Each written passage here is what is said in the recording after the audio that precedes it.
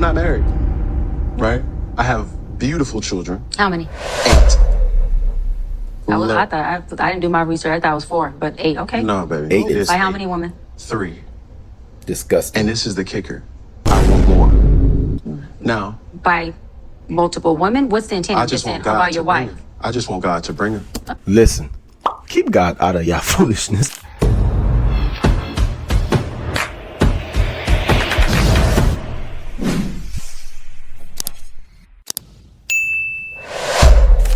What it is, what it ain't, it's your boy Carlton with another video for anything, everything, where I talk about anything I want and everything that comes to my mind. And today, hopefully, this is the last video I have to do on this. This is why I don't like these long YouTube videos. But this is part 3 with Dr. Bryant and Cam Newton talking about high functioning and low functioning. Hopefully for this one, I'm going to skim through it because they talk about a lot of other things. So I don't want to just keep staying on this high functioning and low functioning thing. Nonetheless, if you guys was watching any of the previous videos, you've seen that they was getting into real context about what defines a high functioning, what defines a low functioning, male, female, the roles they play, characters, attributes, and different things like that. So, but without further ado, let's get into it. So I'm speaking about the difference so that we can clear it up. Just because a woman is high functioning doesn't mean she's successful financially or career-wise. Just because a man is high functioning doesn't mean that either. Just because someone is high valued doesn't mean that they have a certain level of functioning. You have a lot of people that do good in the boardroom, high IQ, high functioning, interpersonal relationships, but cannot function at home in their marriage. And so those two are not relevant to each other, is what I'm saying. Yeah, but I'm going to tell you another thing that's not relevant to each other. Mm-hmm. A high-value woman will never acknowledge a low-value man. So Oprah. Well, let me say this. Hold on. Cam, you're a man. Hold on. You can't speak from a woman's perspective. I'm speaking on reality. High-valued women acknowledge, notice, sleep with, and date low-value men all the time. 1, I'm in room with them, with high-valued women. 2, I am a high-valued woman. And I have at some point dated a man who is low value, meaning he wasn't living with his mama, but his income, socioeconomic status wasn't anywhere where somebody would go, Doc, really? He didn't have a title up to the caliber of mine. He wasn't in rooms and boardrooms. He wasn't sitting there with Congress, elected officials, and making moves and making legislation and resolutions like myself. And so at that time, I was a woman who was high valued, and high functioning, who was dating a man who was high functioning, but low value, but didn't live with his mother. And for me, what he was providing in the sense of our companionship was great in that season. Okay, I'm thinking about it because I want to make sure I don't say nothing. You feel me wrong? I feel like they're both using their experiences and essentially generalizing it. But if we're going to talk about something in general, there's no woman, quote unquote, high value, not with no woman, but these women that's high value are not looking to be with a man that's below their caliber. Does it happen? Yes. But is this something that as often as men being, high value and essentially going after women that are lower tier? Not at all. So I hear what she's saying, but I think she's making it too much of a general thing to think that this is something that happens all the time. Which was what? What do you mean, which is what? What was he providing you? The functionality, the emotional intelligence. The functionality? The what? I'm asking you. You're asking me. Wait, what did you? What word did you say? Functionality. You're asking me, was he making love to me? Yes. Good? Yes. If the sex was good? Yes. The sex was great. Now, let me tell you this. Yeah, it wasn't the best I had, but it was great. But this goes to my point. But that wasn't all. You asked a question. Yes, but I'm making a point here. So you want me to finish what he was providing? To Euro step to try to score. Right. Now, I'm having a hard time to believe a very educated, a very attractive woman out of 41 years have not met Mr. Right. Boom. Listen, I don't care how many degrees you got. I don't care how many podcasts you get on. It's impossible for a woman to essentially have it all together and to be beautiful and not be scooped up. I'm sorry. Don't get me wrong. I love a lot of what Dr. Bryant is saying. But from a man's perspective, you got to understand, men are vultures. They scavengers. They like to hunt. And when they see a good kill, they're going to go for the kill. I refuse to believe that you got it all together and you can't get a man. It's not you can't get a man, but haven't ended up with one. And even if you want to say something like, oh, there's not enough men. No, listen, there's plenty of good men. There's plenty of good women. That's not the issue. The issue always starts from within, and people don't like to recognize where they fall short and fix the problems they have. But a good person could come into their life. But let's see how she responds. Mm-hmm. That's enough time to find a lot of things out. And yet, no kids, single. I'm not, but I am saying, are women's expectations unrealistic? No, I'm going to say, like I said on Nick, the question shouldn't be why isn't a woman of age, of success, of a certain caliber not married with kids? The question should be, why are people rushing to the altar just to become divorcees or baby mamas and baby daddies? I think if anything, we need to be teaching our society, take your time. First of all, this is not about society. It's about you. Second of all, the people that's rushing to become baby mamas and divorcees is people that's going into these things not understanding what it means to be a husband, what it means to be a wife, what it means to be a mom, what it means to be a dad. You're proclaiming you know these things, but for some reason you haven't accomplished these things. That's what he's saying.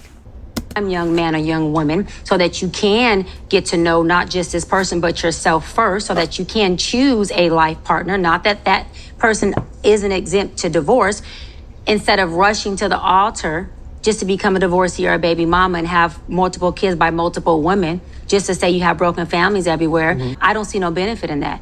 I believe, like I tell my brother, he's in here, Shane, all the time, and who's 31 with no kids and doing well for himself, take your time. You don't need to rush to an altar just to divorce this woman. And another thing is, people who actually feel high valued within themselves, not financially, internally they feel high valued. They're not rushing to have a wife or a husband at the expense of divorce just to feel like they've added value to them. No, she's just doing that to justify why it's taking so long for her to get married. 41 years old, and your excuse is take your time. Let's be for real. A lot of y'all been in that bedroom since y'all was in the 8th grade. Since y'all was 14, 15 years old. Now you finna sit here and tell me, after all your experiences, after everything you've said that you've learned, now all of a sudden you can't complete the mission, and yet I'm just taking my time at 41. Let's be for real. Let's be for real. Let's be for real. Himself, because it's a deficit if you're marrying for the wrong purposes. It is an asset if you're marrying from a place of creating a family, of creating stability, of raising kids who can see this thing move and this house not be homeless, but this house have wealth in it, the real wealth that actually sustains. And so for me, I'd rather take my time choosing than end up doing time because I'm making wrong decisions. I'm good. Say less. Next question. How young are you willing to go? Ooh, I love that. See, now this is when the conversation is let's move good. forward. Come on now. I'm not married, right? I have beautiful children. How many? 8. I didn't do my research. I thought it was 4, but 8. Okay. No, baby. 8 It's By how 8. many women? 3. Disgusting. And this is the kicker. I want more. Now, By multiple women? What's the intent? I just want or by God your to bring wife? him. I just want God to bring him. Listen, keep God out of your foolishness, okay? Keep God out of your foolishness, okay? Oh, okay. And you have, so you just... Because my point is this. My desire to get married is lower than my fear of divorce. So, as you had said, Dr. Brian, you said it, I didn't say it, I will agree. I'm just taking my time. You're not taking your time. I am, though. You're being very action-based. You're not taking your time. You're being very action-based. I'm taking my time. You're being very action-based. You have 8 kids with 3 different women. Yes. You are creating, procreating, and multiplying. That is not taking your time. You're being very selectively active. Okay? So you're creating, in disclaimer, the kids are innocent, they are beautiful and amazing. Anything I say has nothing to do with them babies, because I can't wait to be a mom, and I love the kids, period. But you are proactively choosing where you want to be active at and where you want to take your time. You want to take your time in having a wife because of your own fears. But you will, and I say this with all respect and love, what I'm about to say next, okay, Cam? But you will selfishly create broken families, even if you're in their life and you're a proactive father, and I believe you're an amazing daddy. I can only imagine with just your presence and knowing you thus far. But these families are still broken. Every child cannot have Papa in the house with them. So some child, if not all will end up with some kind of deficit without daddy being there. I don't know if you guys picked up on what she just said. She said some child, if not all, because every child will be affected at some point, because you're creating broken homes. It don't matter how intentional you try to be. At the end of the day, when it comes to every single one of these kids, you will create some type of problems, including even the kids you decide to stay in a home with their mother and raise, because they have to grow up and see and witness the other broken families that you created. Like she said, you did this selfishly. Now, you turn away from your sins, it is what it is. You have to live with the consequences. But at the end of the day, you need to see the role you played in that. You need to see that it was selfish. You wasn't thinking about your future. You wasn't thinking about that woman's future when you decided to lay down with her and create these kids. You only thing you was thinking about was your pleasure, and that's it. So you can't sit here now and say, oh, I'm taking my time, when it's now time to create a sustainable family. You can't do that. You've been taking your time. You was taking your sweet time pleasuring yourself. Now, you chose to do that. I'm not saying you sat there and woke up one morning and said, I want to be selfish today, so I'm going to go make a baby. Not saying that at all.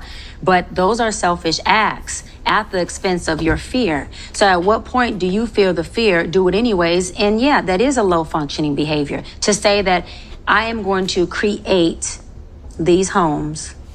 Let me go better. I'm going to build these houses and put kids and these beautiful women and kids in them, but I ain't going to create a home in them. I'm going to wait till I dissipate my fear to find a wife where I'm still going to be fearful with, because there's no such thing as not having some type of nerve or some type of feeling behind marrying somebody who you're spending your life with. And then I'm going to build a home with her while all these other beautiful babies have houses. That's completely unfair, and it's selfish. Just tell me when I can solve. Yeah, almost. That's completely unfair, and that's selfish. And so, yes, you're taking your time in this department, but you're not taking your time in this department, which means you're compartmentalizing.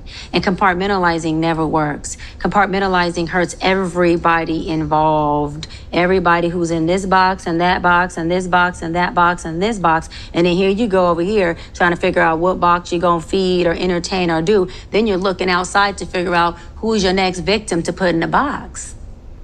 It's unhealthy. Let me make something clear for all you guys right now. Men are not scared of commitment.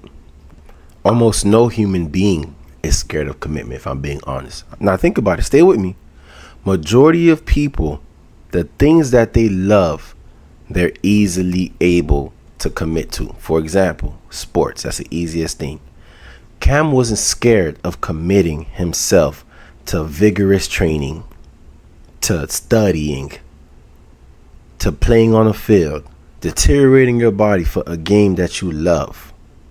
So when it comes to the realm of relationships, a lot of these men are scared of committing. They're scared of the work they will have to put in to be successful in that commitment. Committing isn't the issue. It's the responsibility that now falls on your shoulder when you make that commitment.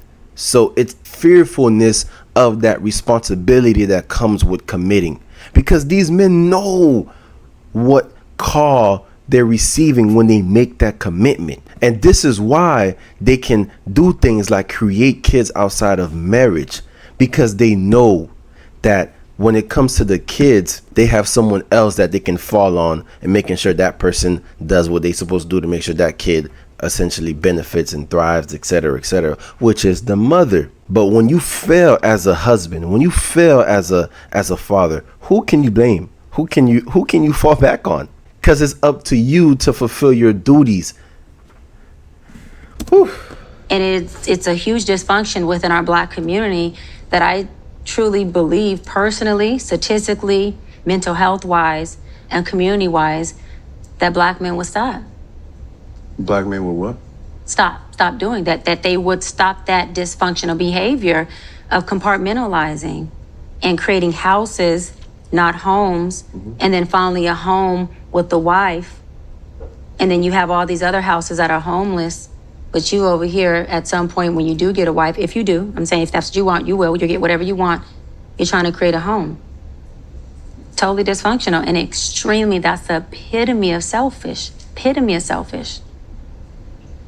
I'm done. You can go for it. Okay, say less. All right, so what identifies as a broken home? What you have going on with these, whoever you're not in the house with, is a broken home. It's called a blended family. It's called a blended family. That means? That the family is blended. So blended. So blended means broken? Yeah. Okay. So the guy that you were entertaining, you would go as low as 26. That I would entertain? Yes. Got it. Okay. And as high as what age? Whatever man that doesn't have kids. As high as? Whoever doesn't have kids, whatever age he is with no kids. Answer the damn question. No, that's the age. I'm saying I don't have an age range as far as how old. If he So you gonna be with a man that's 80 years old as long as he doesn't have kids? Like, be for real. has no kids. So your he's a candidate. non-negotiable is a person who does not have children. My non-negotiable is a person with kids. But yes, I get how you're saying it. Yes. So you cannot date a person. You cannot be with a person. I can, but I'm choosing not to. So I can be with anyone, but I'm choosing not to. You're. I gotta correct it. It's my narrative, Cam. You're I like can, jumping in, jumping out. It's either. Cam. No, it's not I can't. There's no such thing. I can date whoever I want. I am definitely well equipped to do so. Okay. So I'm not going to allow that word to be something that fits what I can't do. I'm well equipped to date anybody. Yes. My preference, Yes. because there's nothing wrong with a lot of men who have kids. So I don't want to put that narrative out there. Yes. My personal preference is I would not choose to date a man with kids. Okay. Yes. So you're dating a man with kids. Just a scenario. Oh, okay, got it. Yes. You're dating a man with kids. Yes. So you've identified that that's a broken home from the jump. With your verbiage of blended family means broken. I've identified that I'm dating a broken man who is dating who he is, because we could teach what we know, we create who we are. And so broken people create brokenness, whether it's through a child, whether it's through a relationship, whether it's through themselves. I'm in here. Listen, here's the reality of it. When a child is growing up without the mother and the father both in the home and present, that child is not receiving everything he or she needs from both parents. It's a continual effort. It's a continual deposit. It's a continual investment. That's all she's seeing. What he's trying to insinuate is it's probably separated but not necessarily broken. And here's the reality of the case. It is broken because the Bible says when a man and a woman comes together, they become one. So the second is separated, it's broken. It doesn't matter how good of a person you become or how involved you try to be. At the end of the day, it's broken. Because when you join union with that woman, it should have stayed just like this. And it's that simple. Nonetheless, I see it doesn't seem like he wants to accept it. It doesn't seem like he wants to take responsibility for his actions. He wants to find a way to justify it without him seeing selfish. Nonetheless, you guys let me know what your comments are and what your thought pieces are. Like, comment, and subscribe. If you're not subscribed, click that subscribe button, please. I'm begging. See you next time on Anything, Everything. Peace.